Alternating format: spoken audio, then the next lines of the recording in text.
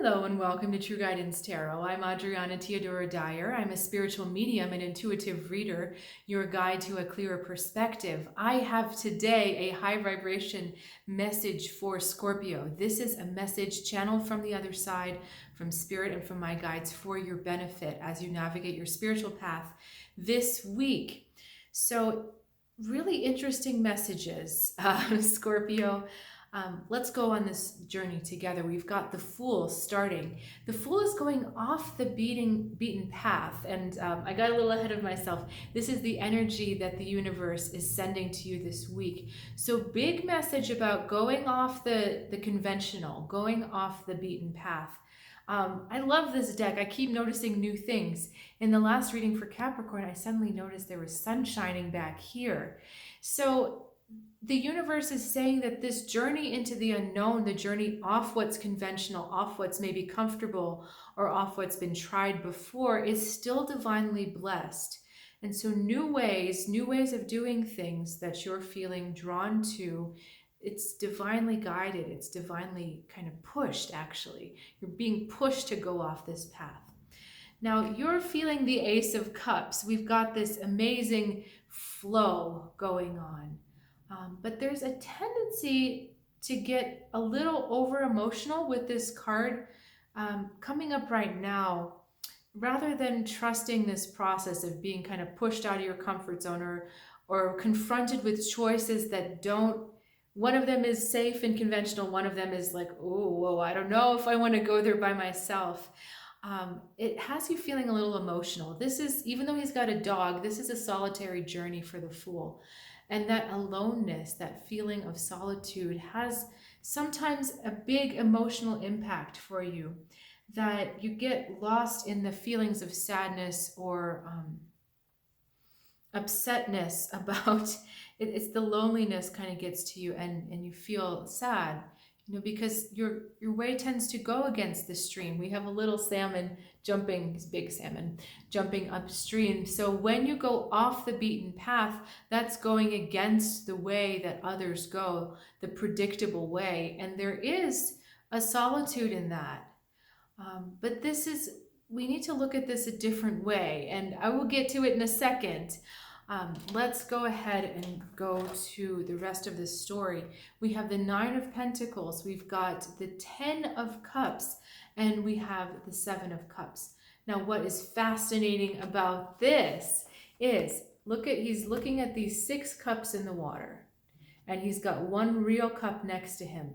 You've got one person standing alone, and I know there's not 6 people on this card, but then you've got a group of people here, a group or a social group, right?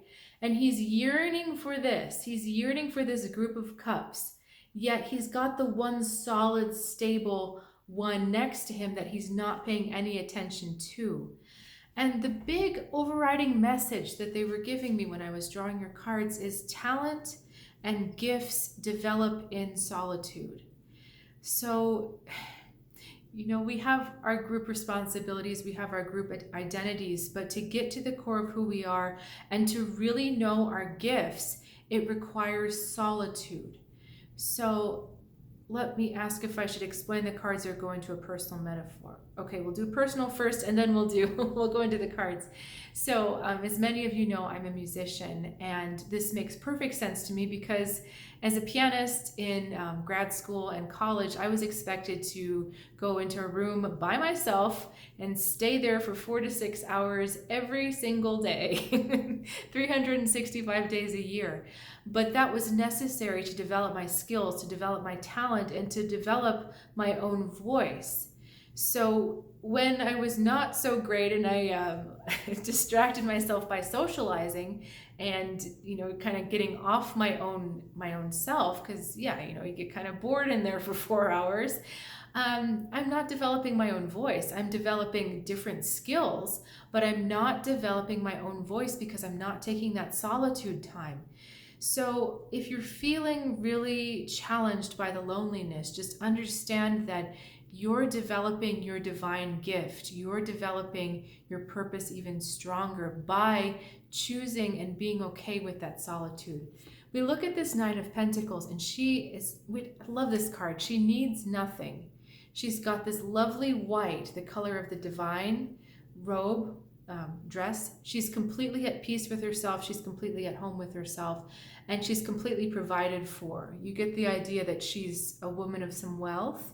And she also has this familiar with her, this hawk or a sparrowhawk or a falcon. I'm not sure, I haven't looked up exactly which bird it is, but she's holding on to him with a green glove. And green is the color of the heart chakra. And so this means that she's able to ask for and receive her heart's desire. She basically says to her little hawk, I want this, go out and get me that. And he goes out and he brings it back to her, just like a little energetic boomerang. So she is completely provided. She's completely at peace with herself.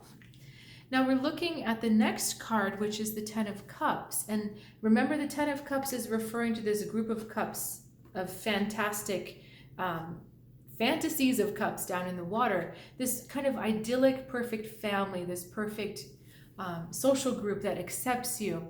This card is so fascinating because they're all kind of looking at each other. So that there's this relational aspect, like I am a father because you are my son. I am a mother because you are my daughter. Or I am a son because you are my father. So no one is defined on their own terms. It's I am me because you are you. We are this because of the way we relate to each other. So even though there is unconditional love and acceptance, there is the confines of being stuck in a certain role, that you have to be a good this in order for this person to also have their definition. I hope that makes sense. You don't have someone can't be a father unless they have children, right? This is a relational concept. Whereas this one is self-sufficient on her own. She doesn't need anyone else to tell her who she is or who she isn't, there's not this codependent definition that's going on. I hope this is making sense. Mercury retrograde has not been working in my favor today, so I really hope this makes sense to you.